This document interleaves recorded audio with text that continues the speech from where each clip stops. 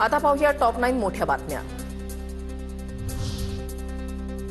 मुंबई शहरातून दिवसाला 4 ते 5 मुली बेपत्ता होत असल्याची धक्कादायक माहिती समोर। गेल्या 10 महिन्यांमध्ये अल्पवयीन मुलींच्या अपहरणाचे 1187 गुन्हे नोंद, त्यापैकी 1118 गुन्ह्यांची उकल।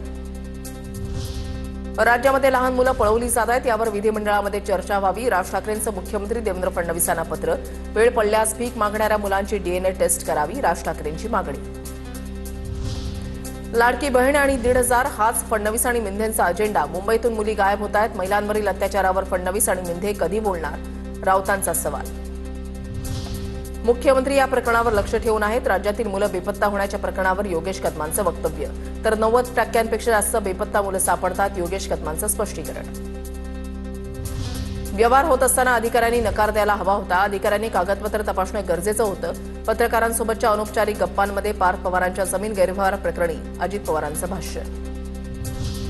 पुत्रानं गुन्हा केलाय, त्यामुळे अजित पवारांनी आता रंगसफेदी करू नये। पुण्यातील मुंढवा जमीन गैरव्यवहार प्रकरणावरून संजय राऊतांची टीका। मुंढवा जमीन गैरव्यवहार प्रकरणी निलंबित तहसीलदार सूर्यकांत येवलेची चौकशी। पुणे पोलिसांकडून 5 तास चौकशी। सूर्यकांत येवलेनं अद्याप कोणाचंही नाव घेतलं नसल्याची माहिती। रवींद्र चव्हाण आणि एकनाथ शिंदेंच्या बैठकीमध्ये बीएमसीसाठी माहितीचा फॉर्म्युला ठरला। भाजप 130 ते 140 जागा लढण्यावर ठाम। शिंदेंच्या शिवसेनेला 80 ते 90 जागा देणार, तर 25 मुस्लिम बहुल जागांपैकी 10 ते 15 जागा राष्ट्रवादी अजित पवार गटाला द्यायला हव्यात, यावर दोन्ही नेत्यांमध्ये चर्चा, सूत्रांची माहिती। पुणे महापालिकेसाठी आमच्याकडे 165 उमेदवार तयार, रवींद्र धंगेकर यांचं वक्तव्य। आमचं राजकारण पुणेकरांच्या हिताचं असेल, शिंदेंच्या शिवसेनेचे नेते रवींद्र धंगेकरांचा निर्धार।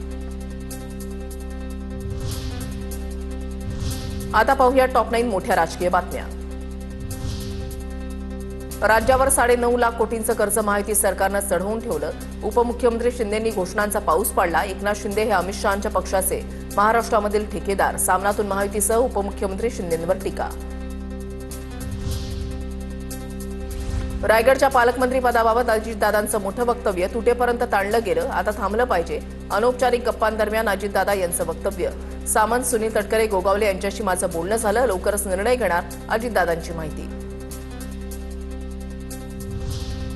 अजितदादांनी 1 पाऊल पुढे टाकल्यास आम्ही 2 पावलं पुढे टाकू, आम्हालाही वादविवाद करण्याची हौस नाहीये।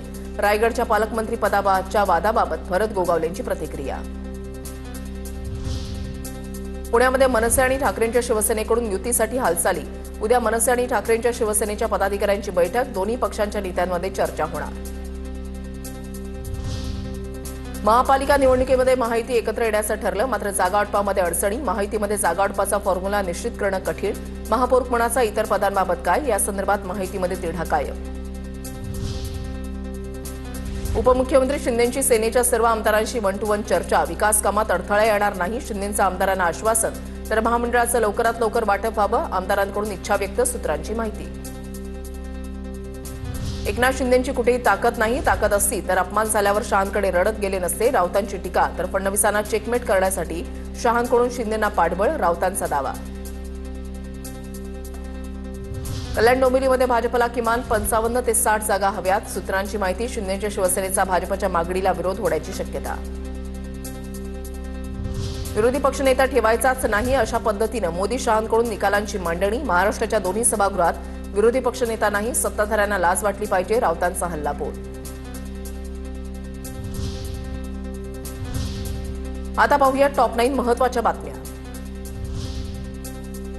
विमा क्षेत्रामध्ये 100% एफडीआय मंजूर, तर जनगणनेसाठी 11,718 कोटींची तरतूद। पंतप्रधान मोदींच्या अध्यक्षतेखाली झालेल्या केंद्रीय मंत्रिमंडळाच्या बैठकीमध्ये निर्णय।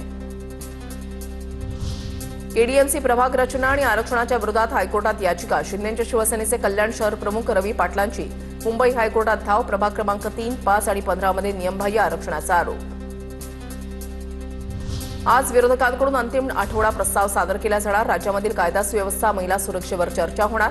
नागपूर आणि विदर्भातील प्रश्नांवर विरोधकांकडून टीकास्त्र डागण्याची शक्यता। भाजप शिंदेंच्या शिवसेनेचे आमदार संघ मुख्यालयामध्ये जाऊन अभिवादन करणार।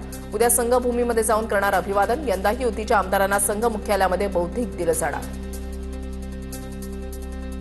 नागपुरातील संघाच्या कार्यक्रमाला अजित पवार जाणार नाही, तर संघाच्या बौद्धिकाला अजितदादा अनुपस्थित राहणार। उद्याच्या बौद्धिकाला राष्ट्रवादीकडून कोणीही उपस्थित राहणार नसल्याची माहिती। हैदराबादच्या राजमुंद्रीवरून झाडं घेऊन दुसरा कंटेनर नाशिकमध्ये, दुसऱ्या कंटेनरमधून आणखी 350 झाडं नाशिकमध्ये दाखल. नाशिकच्या मखमलाबाद परिसरात झाडं उतरवण्याचं काम सुरू. 15,000 झाडं सोमवारी शहरातल्या विविध भागामध्ये लावली जाणार.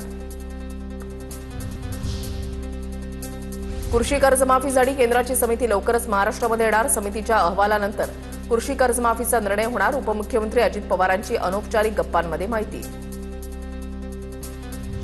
खगोलप्रेमींसाठी मोठी पर्वणी. अवकाशामध्ये आज आणि उद्या प्रकाशाची आतषबाजी होणार.